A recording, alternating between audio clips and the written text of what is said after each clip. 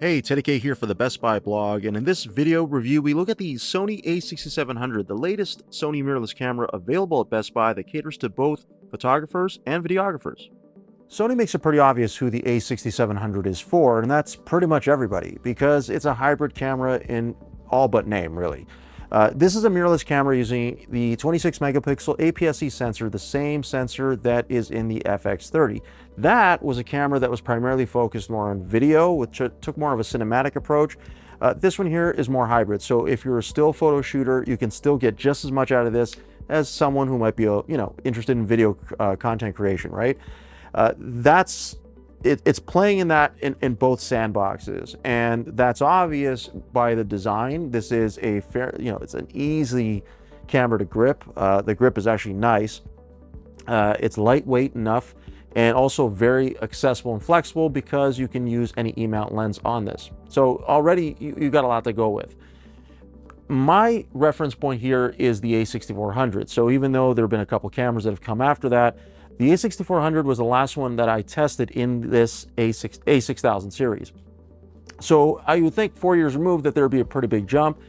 I did notice a couple things, especially that did stand out for me with this, but I didn't focus so much on a comparison as much as I did what it is this camera does and where it really fits. Fortunately for me, I was able to take this on a vacation, and I had it with 3 lenses. So here we have the 16 to 50 millimeter kit lens that is attached to it here. I also had my own 24 to 70 millimeter G Master 2, as well as this guy, to zoom in, the 70 to 200 millimeter OSS 2 lens. So this is the newer one in this range. Again, also a G Master lens. So I had a lot to work with as far as focal length was concerned.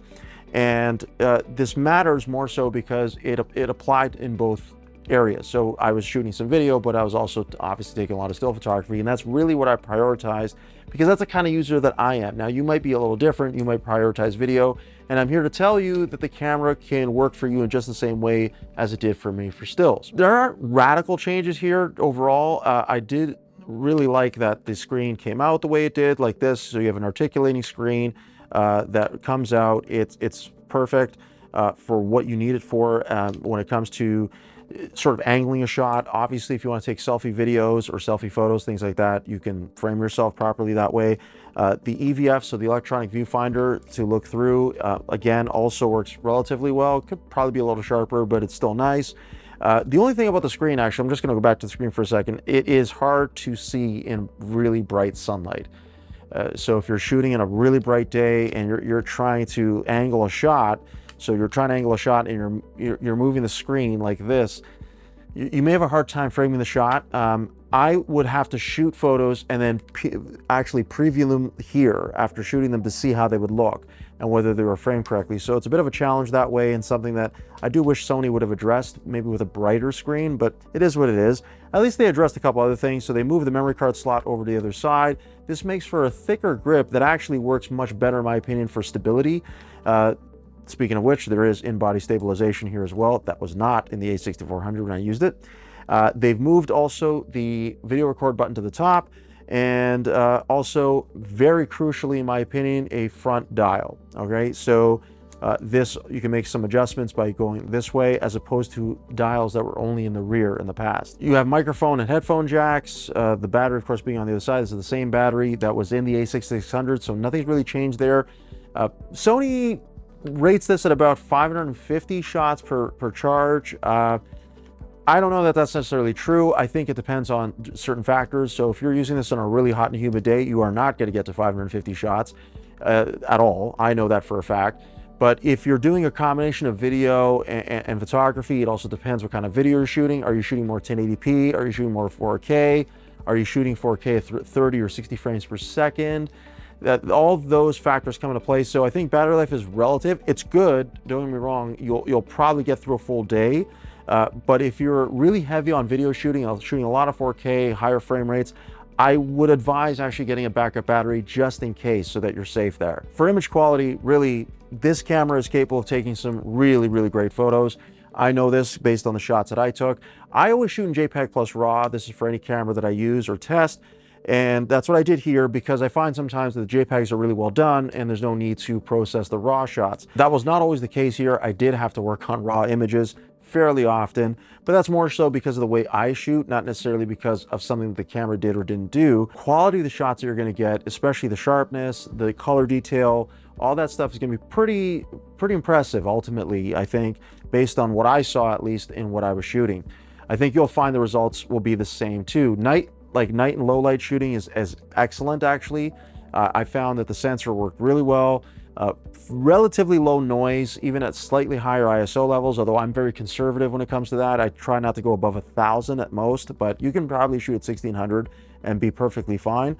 Again, depending on what kind of shot you're looking for, what kind of composition you're going after.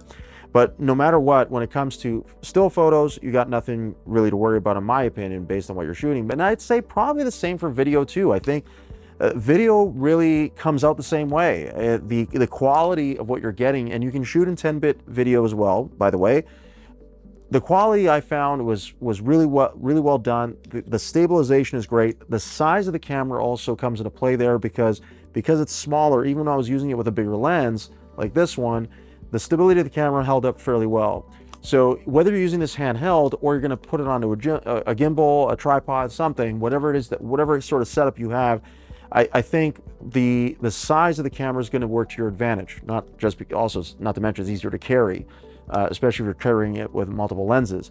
So as a video camera, I see real advantages in using this, even though it's not technically a vlogger only camera like the ZV-E1, for example, which is purely a vlogger camera in my opinion. I've one that I've tested. This one definitely goes halfway, so it goes either way, and you can go interchangeable that way. So if you take some video and then you want to take a still shot, it's very easy to do. I do wish this had a joystick for focusing to move the focus point around. That was one thing I sorely missed with this camera, but I understand there's limited real estate to put something like that in. So instead you have to use the function button and the directional pad to move it around. Not the same. You rely more on subject recognition in a lot of cases, which is excellent. So again, whether it's a human, an animal, an insect, a car, things like that, it'll recognize those things really well and just hone in on them. This is key also if you're shooting action. 11 frames per second burst rate, not the fastest, but it doesn't need to be. You don't need to be a professional wildlife or sports photographer to get a lot of mileage out of this when you're shooting action, especially because the subject recognition is just that good, and it's reliable and sticky. It'll stick to the subject so that you're able to hone in on them and stay there. So I'm going to summarize all in all. Basically, this camera is well worth it if you are into both, especially if you're into both. You're into still photos, but you're doing video too. This is a camera that is going to handle both of those very well. You, of course, have to compromise a little bit because it's not a full frame sensor. But if you're cool with that and you don't mind that it's an APS-C, I'm not sure that you'll get something better as far as a hybrid solution goes from Sony than this right now. It has a lot of the goods that you'd want. Some of the tech that's come from other cameras has trickled down into this. It certainly feels better. It's got the weight distribution that you'd want. I think a lot of things really work here. And for the price, ultimately, especially if you already have lenses that are E-mount lenses, you are already good to go. And that's my review of the Sony a6700, available at Best Buy now. You can check out more products that are also available by clicking below. Thanks for watching.